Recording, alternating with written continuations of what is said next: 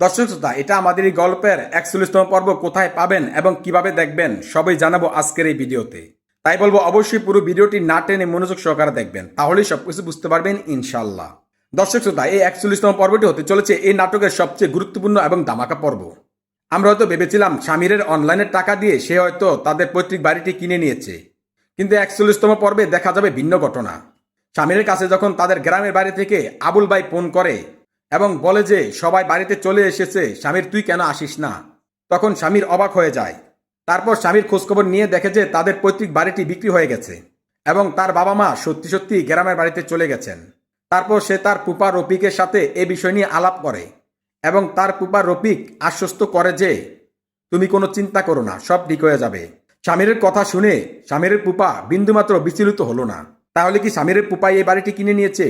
অন্যদিকে পাহাদ যখন মীরাকে নিয়ে নতুন করে ব্যবসা গোছাচ্ছে, সেই মুহূর্তে পাহাদ এবং মীরাকে জালিয়াতির মামলায় ফাঁসিয়ে দেয় সায়রা। তাহলে কি পাহাদকে জেলে যেতে হবে?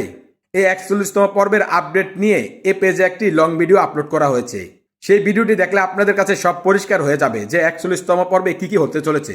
এই ভিডিওটি অবশ্যই শেয়ার করে দিবেন যাতে ৪১তম পর্বের আপডেট সবাই জানতে পারে। ভিডিওটি এ পর্যন্তই। ৪২তম পর্বের আপডেট পেতে অবশ্যই আমাদের পেজটি ফলো করে একটি লাইক দিয়ে রাখবেন। দেখা হচ্ছে পরবর্তী ভিডিওতে। সেই পর্যন্ত সবাই ভালো থাকবেন, সুস্থ থাকবেন। আল্লাহ হাফেজ।